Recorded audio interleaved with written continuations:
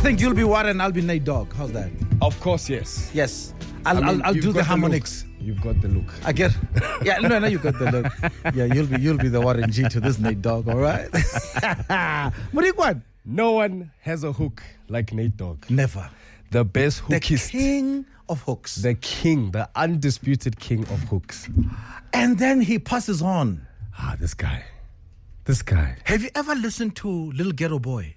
Yes. Oh my God. Yes. Yes. I'm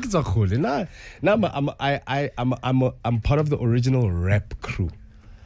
So people like Nate Dogg. Nate Dogg was the king of features. He knew how to come on a song and harmonize it and because old school rap is a story. It's a story. We're telling a story. So Nate Dogg's hooks would solidify that story. You know what disappointed me though? What happened? Up in Smoke Tour. Yes. Did you watch it? Yes, I did. How much of Nate Dogg did they deprive us? We were deprived, man. The Up in Smoke tour was probably the most mind-blowing thing I'd ever seen on DVD up until that time. I still have it.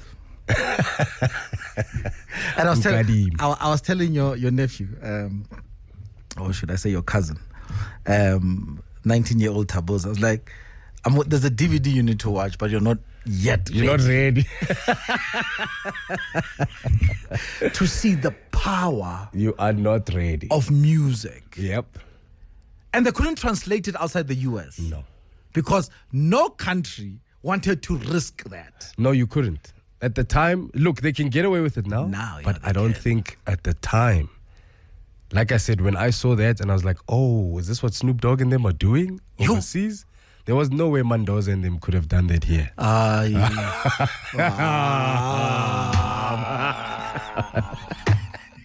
Dude.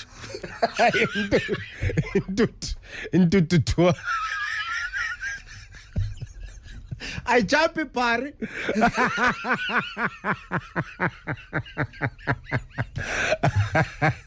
Silai Mpho tour.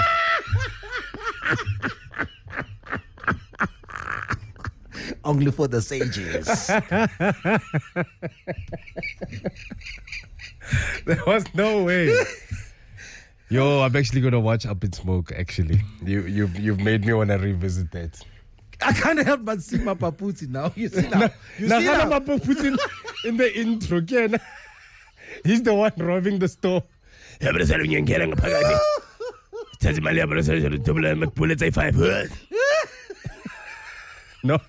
one knows what's happening. And then Muruti Kabelo Abaka. Hey, put the gun down, dog. Relax. Jesus has a different path for us.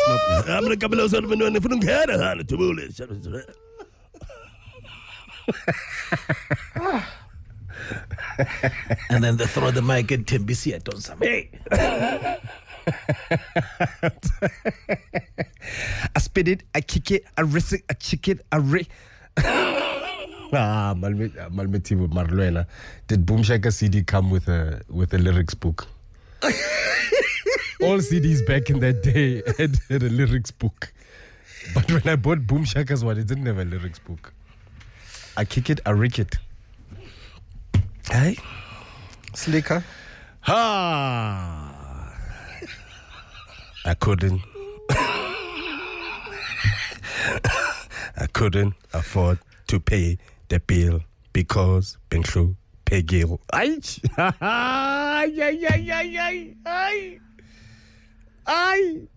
What a lyric, man. Lyric.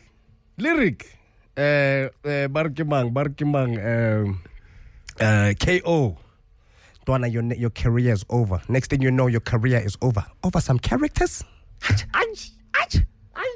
Come on. Flabber. Grab the bull by the horns. Stakeholder. Stakeholder. Grab the bull by the horns. Stakeholder. Medium rare. Come on. Come on now. Come on. Don't say you didn't see this coming. Come on, man. Come on. We've been privy to some greats. Donald. Hey, Mr. Red Mike.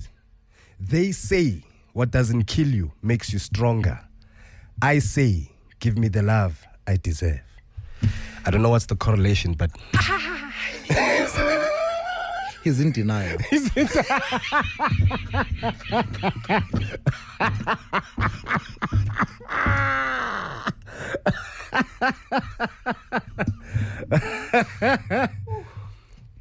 Yeah. Double HP. Boso ke motho o nwang Rice Krispies ka whiskey. Come on. O tabola le page. Ko gara Facebook. Come on. Who do you know that can tear a page out of Facebook? O nwa metsi o ntsha Red Bull. Who can tear a page out of Facebook? Come on. Now the most I've seen is Cyril lick his finger when he turned a page on his iPad. Don't make it seem like you didn't see that on the one State of the Nation. Page. My fellows. I'll admit to you, you see, making me look like I'm the bad guy. You saw it, right? He licked his finger on my page. Guys, now I look like the bad guy. You have a story to tell, and I'm glad you told that story via McG and Saul. Yes. And that kind of made sense why Skumba said not now. Okay. Because of what you were going through at the time. Yes. For those who don't know, you can catch it on Podcast and Chill. Oh, yeah, but yes. One-man show? So I'm doing a birthday comedy show, which is on the 10th of June. So This weekend, yeah. This weekend, 10th of June at Empress Palace.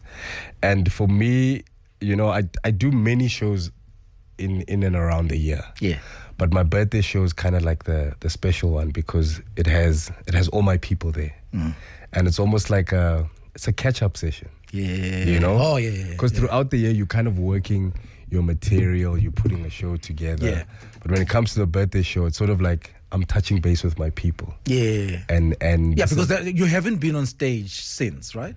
I have been, but what I'm saying is I have been doing micro shows here and there. Yeah.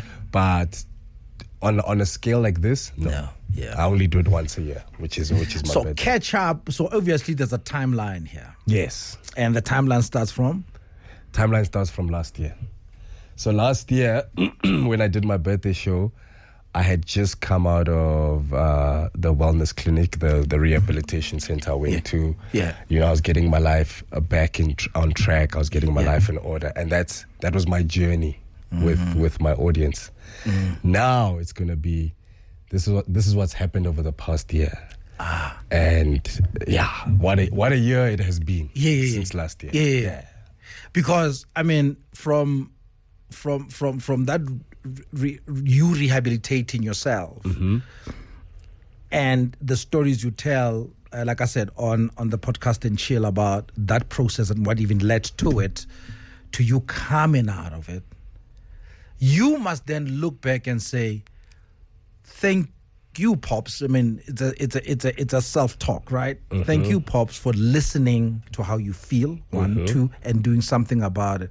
Because I can only imagine what then happened after you told your story, just like floods and floods of doors open wide to who Popps and what Popps can do. Yeah, and which is weird that you mention it now because that was my biggest fear going into this whole thing. I thought so. Your biggest fear is like, if I do this, I'm going to close off so many doors. People are going to start perceiving me a certain way. People are going to think I'm weak. People are going to think this of me. I'm going to lose these opportunities, you know, because people might not want to work with me. Yeah. But I didn't realize that being number one, so before we go into even being vulnerable, number one, the most important thing anyone can do is put up their hand and ask for help. Because we'll all be surprised and shocked as to how many people around us are willing to say, I'm coming to your aid. Wow. You know, we all have friends and drinking friends and people we socialize with and family. But in that circle, there are those people that if you had to pick up the call at 2 a.m. and say, this is where I am, this is how I'm feeling, those people would drop everything and come to your aid. That's amazing. So, number one, ask for help. Then number two, you have to be willing to accept the help. So you have to be... you have to be vulnerable. I can't explain the feeling of, because where I went to a place in Nelspruit, where I was for a month, and so I flew in, and then they picked me up from the airport. Hey, my man, I know what Thabo felt like when he got extradited back into the country. Hey, that feeling of being in a car by yourself. Yes, and like you've handed yourself over. You're like, this is it. There's no turning back. This is it. This is it. As soon as you get there, your bags are being opened, they're being searched, you're being searched. You're like, this is it. I have to be willing to accept what happens here. That's surrender. That's surrender. That's literally white flag. And you mentioned it again, where I got to thank me. Yes, I got to thank me. I got to thank God. I got to thank Badimu Bakuchai. That's right. My ancestors. But when I look back now, I'm so glad. And that's why I'll always thank me. I'm so glad I did that, because the quality of my life now is... Come on now. Yeah, the quality of my life is... I can't even put it into words. I'm so grateful to be alive every single day, and I'm living my life to the fullest every single day. Biggest lesson out of that you live by today, it's a walking stick, and you don't want to let go of this stick because it's so good. Biggest lesson is learning to accept myself for who I am. And I think self-acceptance, guys. It's a big thing. Oof. A lot of us in entertainment, a lot of us in high pressure careers, we suffer from this imposter syndrome. Mm-hmm. You work so hard, and then you get something. You work so hard, and then boom, at 34 you're the CEO of something, and then you're like, me, how? All these people are looking at me, huh? And you suffer from imposter syndrome, not realizing you've prayed for this.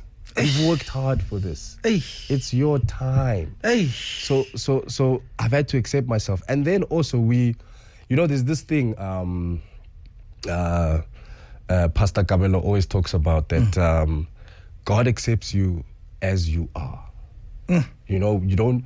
Flaws and all. I think, all of us, we feel like we need to be...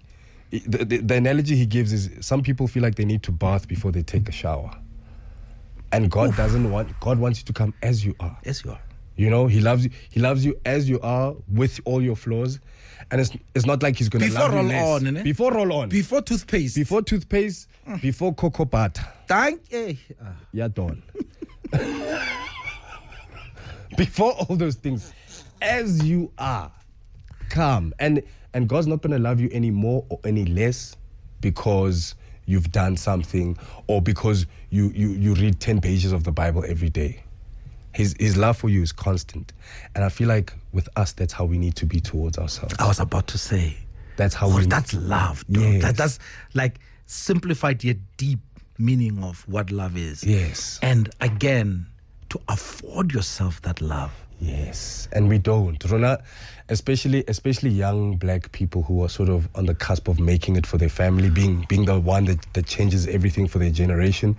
The one who breaks the cycle. Yes. The one that breaks this. It's hard being that one because you put so much pressure on yourself. You put yourself last.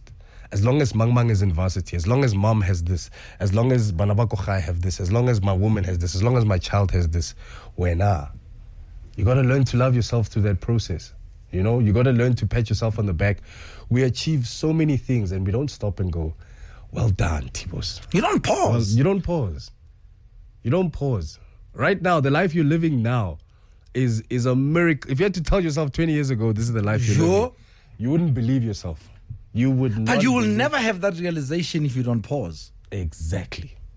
And that's why it's important to take those moments and those gaps to pause and to take it all in, to spend time with yourself, with your family, and with your actual real friends.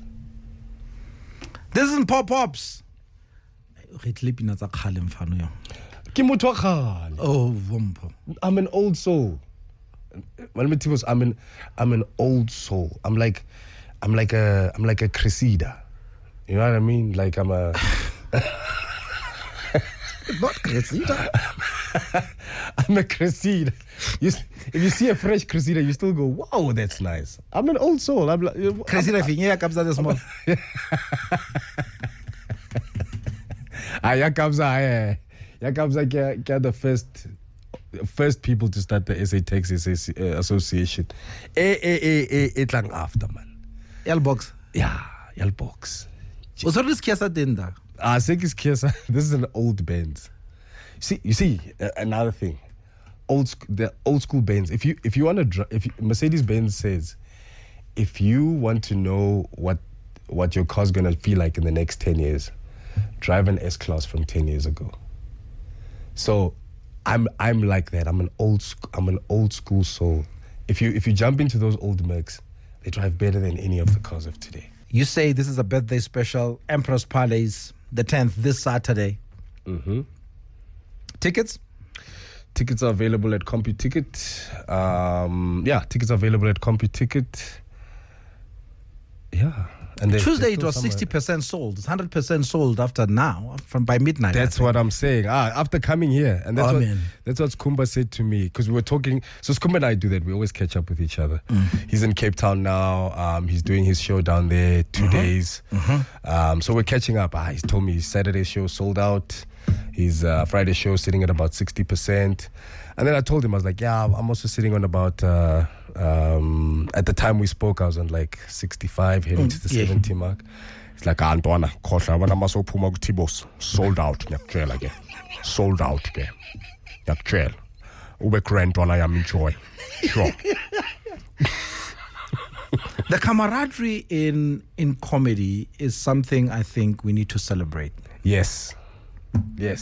You guys are a unit, man. We are, and we all about. You fight, you make up, but still stay. Yes. A unit. Yes.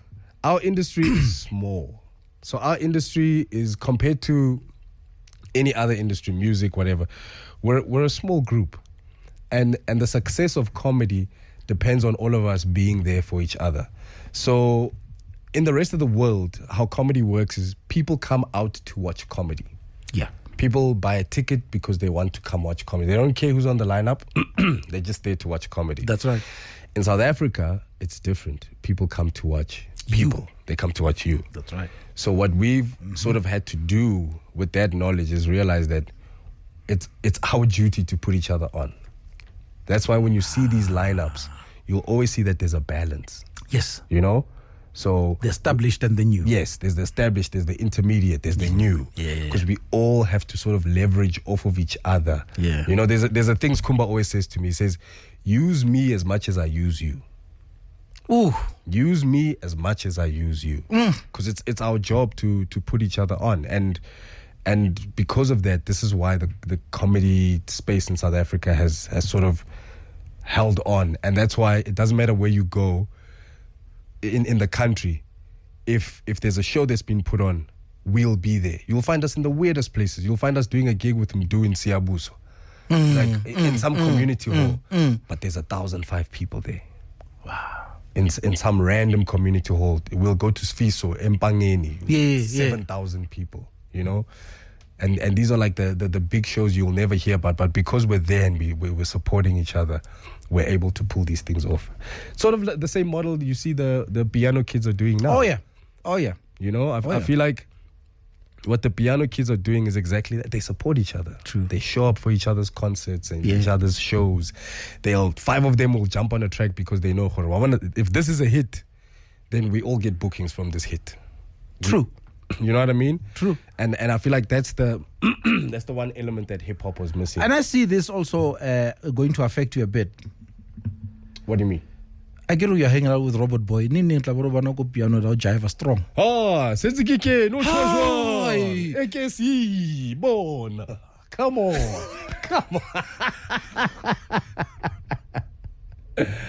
Come on. Popcorn and cheese. Popcorn and cheese. Man, popcorn and cheese.